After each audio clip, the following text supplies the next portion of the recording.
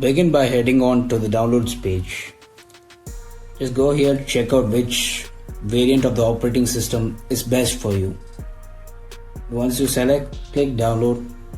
The links are given in the description.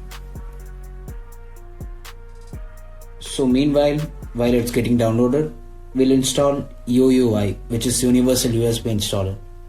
This tool is used to create bootable USB. So scroll down and click download UUI.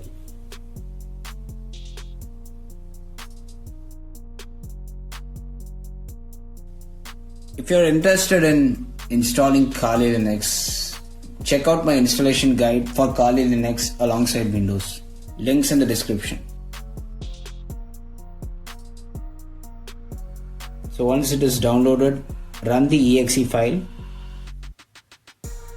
and here select your USB which you want to use as a bootable USB. Click on prepare this drive. Make sure to back up all data. All data will be lost.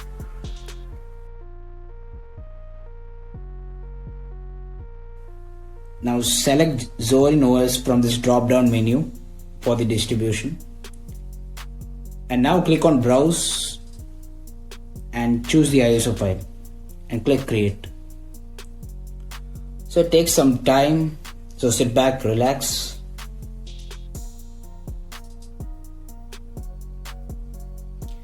Now once it is done, click next.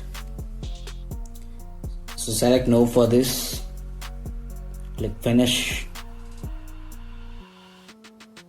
Now it's time to remove our USB. So plug in this USB to the system which you want to install. Choose your laptop's boot options key and select the USB.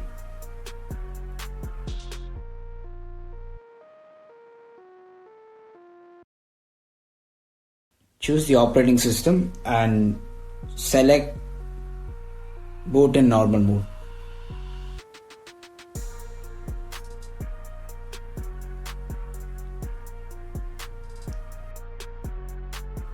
A few checks are running right now, so let's just wait for it.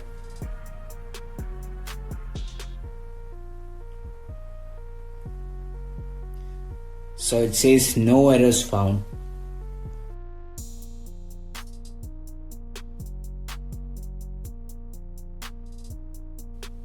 Now we have successfully booted into our live USB. So click on try Zorin OS. So here, open the installer.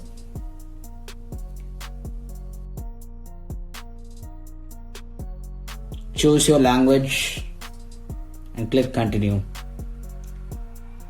I'm sorry that you're not able to view the cursor, but I will guide you with the steps.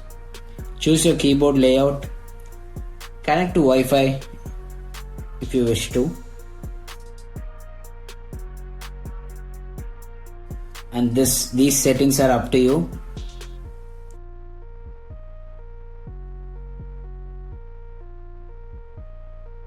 And here you have to click on something else. I have Ubuntu installed on the system. So what I'm going to do is replace Ubuntu with Zorin OS. And I also have an NTFS partition where I have a few files. Few files which I want to preserve. So here's a quick guide for the partitions.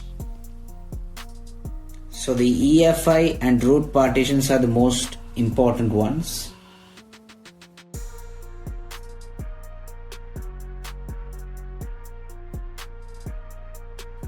And EFI is an absolute need in modern UEFI systems. And also make sure you give enough space for your root partitions, which is like 30 gigabytes.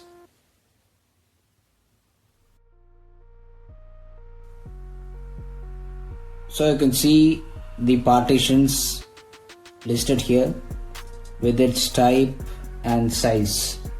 So I have to delete all the old partitions. Initially I didn't create the EFI partition and later on I created it. I'll show you the error which I got. later in the video. Choose the size and select the mount point as a slash. That is for root. This is the first partition. So this root partition is where all your operating system files and the applications which you install are stored.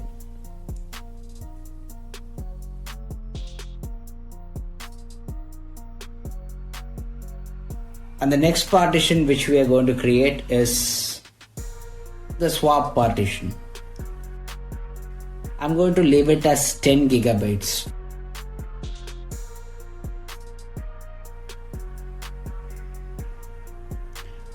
Select this as swap area and click OK.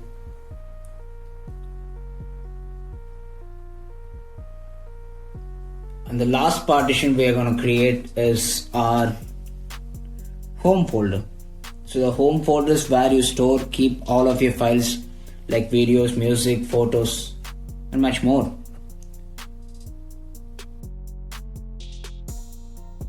So the mount point should be /home for this.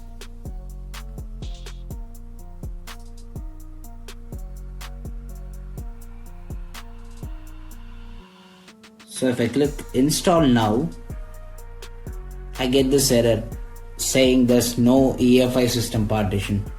So that's the error you are going to get if you don't create the EFI partition. So I'm going to create the EFI partition. There's no space for me to create an EFI partition. So I'm just going to delete one of the partitions which I created right now. The swap. I'm going to delete the swap and create a partition which is 8 gigabytes in size and choose it as swap.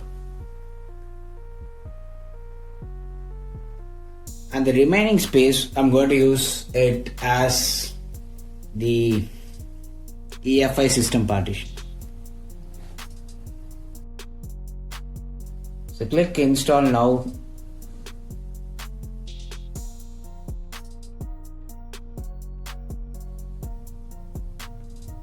Choose your location, enter your name and set a password for your account. You can either choose the option login automatically or require my password to login.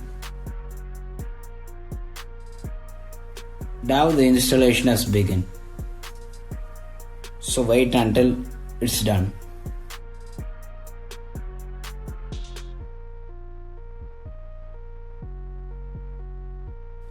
The installation is done. Now click on restart now.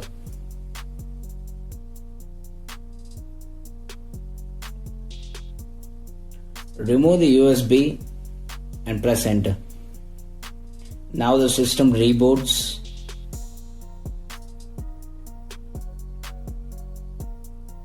And Zorin OS boots up.